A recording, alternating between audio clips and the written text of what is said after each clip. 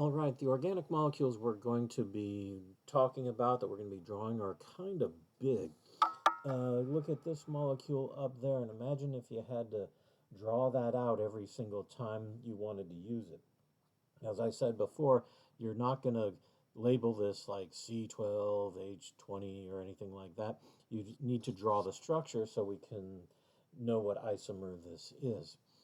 And so that's going to be a bear to draw. So we have ways of drawing it that don't take as much time. The condensed structure is one way of doing it. I will use that quite a bit. Also, the skeletal structure, also known as the line structure, is also very common.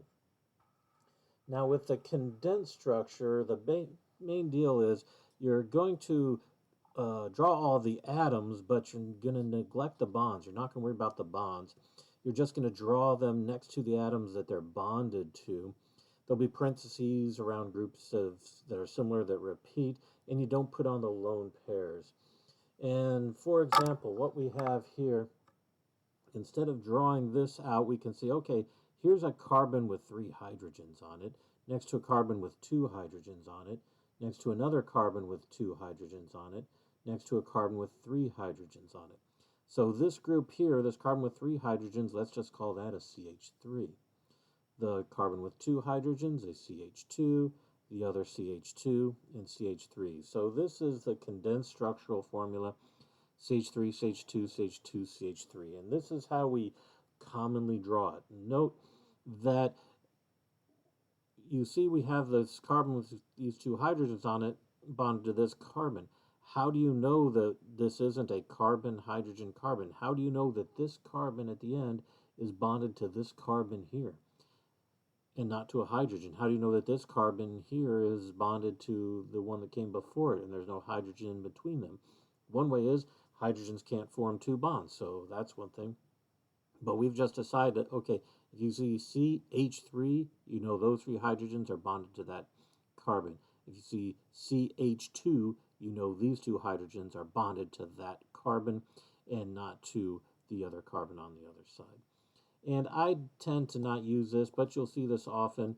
If you've got 2 CH2s next to each other, you could put CH3 parenthesis CH2 in parenthesis 2 to indicate, okay, I've got 2 CH2s in there. When we look at this one right here, you can see the center carbon here has 3 CH3s on it and an H on that center carbon, so you can have CH3, 3CH. It's a very common way of doing that. All right, other ways of drawing the condensed structural formulas for other type of molecules. We can look here. Note with this one right here, when there's a double bond in there, usually we draw the double bond. Often we want to let it be known that there is a double bond in there. Note you didn't have to do that. An acceptable way, I don't like it, I like to put in that double bond, but another acceptable way of drawing this would have been CH3, CH, CH, CH3. So you need to be able to see that CH3, CH, CH, CH3 and realize, okay, this carbon has 3 hydrogens on it and is bonded to this carbon, so that's 4 bonds. This carbon is bonded to this carbon, a hydrogen and another carbon. Well, that's 1, 2, 3. That's only 3 bonds. And see that this carbon is bonded to the CH3, the CH, and an H, 3 bonds here. You need to recognize, okay, these 2 carbons do not have their octets. Since there's no charges or anything on there, we know that that has to be a double bond in between the 2. Now I will draw it this way. I want to indicate that no, I'm not drawing it that way. I'm going to draw it this way, indicate we have the double bond in there. But you should be able, say on an exam or something, to be able to see this and realize there's a double bond there. And something, while we are here, something to note, when you look at this molecule right here, when we have double bonds, we'll get into it more in chapter 4, but you could draw a molecule that's very similar, has a hydrogen up here, the CH3 down here, the CH3 here and the hydrogen down here. All right. Here are two molecules. We're going to find out in chapter 4 more. You cannot rotate double bonds. Single bonds can rotate. Single bonds spin nicely. But double bonds you cannot rotate. Therefore, this CH3 is stuck opposite this CH3. They are stuck in this orientation. Note, they have the same formula. Therefore, they are isomers of each other. And we call these cis-trans isomers, something to be aware of. And you know the cis from the trans, it's pretty straightforward. If you look at my molecule that I drew here, just draw a line going along that double bond, and note the two hydrogens are on opposite sides of that line. When the two hydrogens are on opposite sides of a line going along the double bond, that is the trans isomer. Note, if we did it up here, our line would go along the double bond here. The two hydrogens would be on the same side of that. So this one is the cis isomer. Okay. And just to make things just a little bit more complicated, this is the cis isomer, this is the trans isomer. You can also use cis and trans to describe relative position. I can say that these two hydrogens are trans to each other. These two hydrogens are cis to each other. I could also say that this hydrogen is cis to this CH3. Just cis just means on the same side. When you're talking about which isomer it is, you look at the two hydrogens. Okay, the two hydrogens are on opposite side of a line going along the double bond. That's a trans. Same side as a cis. But I could also say, yeah, this CH3 is trans to a hydrogen. I could say that with this one, because cis and trans can be used for relative position. Okay, moving on. All right. When you get into our functional groups that we're going to describe much better in a later video in chapter 3, which should be the next chapter you go to, you'll see that it's not the easiest to draw it in condensed structural formula, because if you have a CH3, C double bond OH, how are we going to represent that? We decided to say, okay, CH3, this is going to be CHO. When you have carbon double bond oxygen with a hydrogen also on that carbon, the abbreviation for it, the condensed structural formula, we write CHO. Little foreshadowing for chapter 3, this is called an aldehyde. For an aldehyde, you have CHO. Note, here you've just got a CH3, C double bond O, CH3. We're just going to put the O right here, CH3, CO, CH3. And you'll just have to see this and know that this oxygen is double bonded to that carbon. You have to see the aldehyde here and know that this oxygen is actually double bonded to that carbon. For this one here, what if you have a CH3, C double bond O and an OH? That's just abbreviated CH3CO2H, or some might do it CH3COOH. And this one here, CH3, C double bond O, OCH3, CH3, CO2, CH3. Occasionally you will see it as CH3, COO, CH3. And so when you see the two oxygens here, you have to realize one is bonded to the hydrogen, the other is double bonded to the carbon. Just stuff you have to memorize, get into your head. All right. And there's plenty of practice with that with these condensed structural formulas. Another common way of drawing the molecule is the skeletal structure, also what I like to call the line structure. And what people did was this. When we look at this molecule, this one here is called hexane. If we were to draw the whole thing out, it's just, oh, what a pain that would be. So we could have drawn it. We could have just said, okay, let's do the condensed structural formula for this hexane molecule. And that would be CH3, CH2, CH2. Okay, CH3, CH2, CH2. Got two more CH2s to put in. CH2, CH2, CH3. That would be the condensed structural formula for this. But someone said, you know what, I can count to 4. And so I know that if I have a carbon and I don't write the hydrogens, because truthfully it took a lot to write all these hydrogens, I could have just done this. C, C, C, C, C, C, something like that. And I could have said, well, you didn't put any hydrogens. And you could have said, I don't care. I look at this carbon here at the end. I see it has 1 bond to it, but carbon needs 4 bonds, so it must have 3 hydrogens that I didn't draw.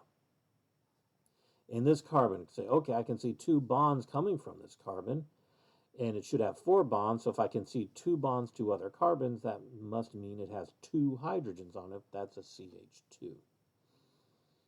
And then someone said, okay, but why do we even need to draw the carbons in there? Let's just do it this way. Since if you actually make the molecule, I highly recommend buying molecular models. If you make the molecule, you will see in 3 dimensions these carbons kind of zigzag. So let's do this. Let's just say 1, 2, 3, 4, 5, 6. And every time a line ends, there's a carbon there, and these just represent the bonds. All these lines represent bonds. So this is a bond between this carbon and this carbon. You can see this carbon here only has 1 line coming from it. So that's 1 bond, so it must have 3 hydrogens on it. This one over here, you can see 2 lines coming from that carbon. So it must have 2 other hydrogens to get a 4 bond total count. And so anytime a line ends or bends or anything, anytime it ends or bends, there's a carbon there. The whole trick with this is realize that you have to say 1 as soon as you put your pen down on the paper. If you want to draw this hexane with 6 carbons, note how we do it. 1, 2, 3, 4, 5, 6. What would happen if you instead said 1 when you drew your first line? Well, you'd have done this. 1, 2, 3, 4, 5, 6. And if we count, we'd say, okay, 1, 2, 3, 4, 5, 6, 7. That'd be 7 carbons. And so we can't do that. And one thing before we go, you really need to know. See the way that this person did it here? We never do it that way. Don't do that. If I see you draw your molecules like this, points come off. You never draw molecules. You'll never just draw C, C, C, C, C like that. You never just draw carbons. You either don't draw any carbons or any hydrogens and do a line structure, or you do the condensed structural formula and draw the hydrogens and the carbons. Okay. So moving on with this, note here is the structure for C6H12, and we say, okay, we're not going to draw the hydrogens, and that would just leave a kind of this hexagon of 6 carbons, but we just don't draw carbons, we just draw lines, so you get this hexagon shape. This is the line structure for this molecule, cyclohexane. So what you need to be able to do is I should be able to say, okay, what's the formula for this molecule? And you should be able to say, okay, well, carbons, 1, 2, 3, 4, 5, 6, there's 6 carbons. How many hydrogens? Well, this carbon has 2 lines coming from it, so there must be 2 hydrogens here. Same thing here, 2. So that's 1, 2, 3, 4, 5, 6, 7, 8, 9, 10, 11, 12. This is C6H12. All right. So, just by doing the line structure, you should get in practice where you can take this molecule right up here and give me the formula, the C what, H what, O what are the numbers there? You should be able to draw all the carbons and hydrogens, all the double bonds where they exist, and even put the lone pairs on the oxygen. You should be practicing on how to do that. Okay. So moving along, here's another example. From the book, here's the vanillin molecule, the main flavoring of vanilla beans, vanilla. And just given this line structure, no, we often have line structures and condensed structural formula mixed in there together. Just whatever easiest for people to understand. So what's the formula for this molecule? This works you through it. Okay. Where people can get tripped up sometime is when you've got charged carbon atoms in your skeletal structure. Because, for example, if you see this cyclohexane molecule, but we have a positive charge here, we know that this carbon has a positive charge, and we recall from a table earlier on, well, if a carbon has a positive charge, that means it has 3 bonds coming from it and no lone pairs. Well, here's 2 of the bonds coming from it. The third bond has to be to hydrogen and no lone pairs. So you know there is 1 hydrogen on this carbon and no lone pairs because you knew that when you had a positive charged carbon, it has 3 bonds coming from it and no lone pairs, and you knew that from memorizing that earlier table. Likewise, you see a negative carbon, you know a negative carbon has to have 3 bonds and 1 lone pair on it. So here's 2 bonds. We need a third bond to this hydrogen and a lone pair on there to make that carbanion. All right. So one last thing with these line structures, and at the beginning you'll get confused by it, and then in 3 weeks you can be, how was I ever confused by it? It's just so obvious.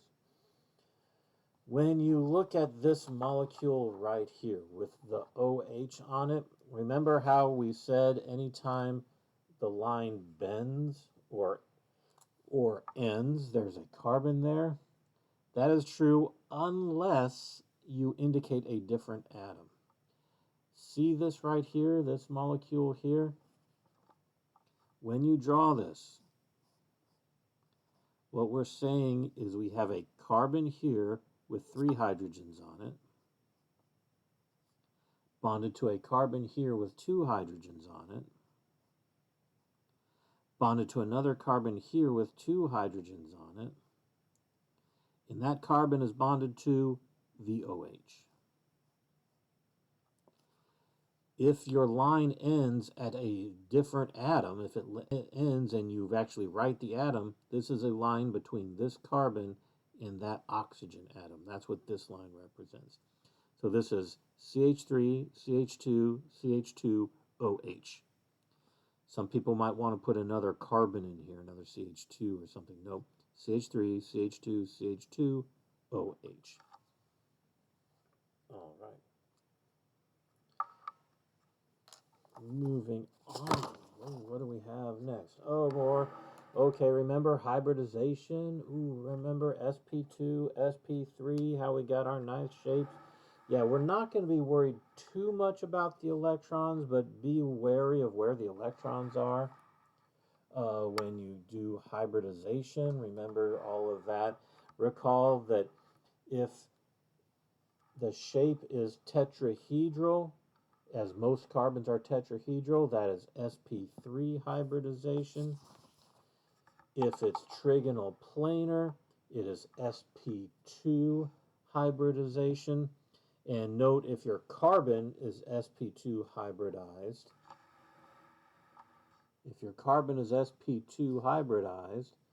then you have this extra 2p orbital.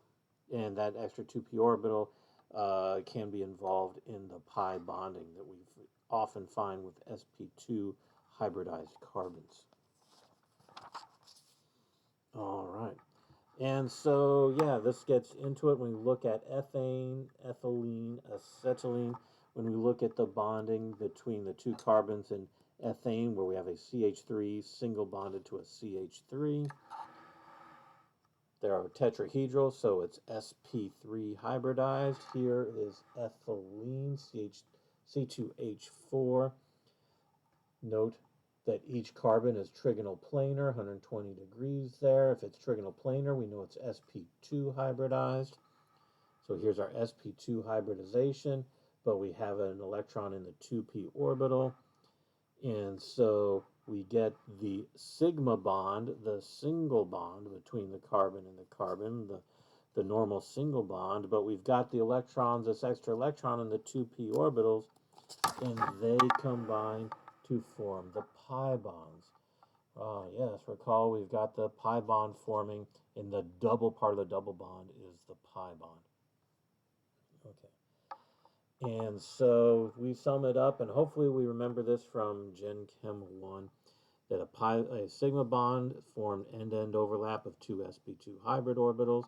The pi bond is formed by side-to-side overlap of those two unhybridized p orbitals. All right. So let's stop here. Oh, well, let's finish up. Acetylene. Note we've got a triple bond. That is one sigma bond. The two sp orbitals overlapping in this the two sp hybrid orbitals overlapping to make the sigma bond, and then two overlapping pi bonds of the two unhybridized p orbitals. All right, let's end this video here, and in the next one, will be a little bit shorter, we'll finish up the chapter.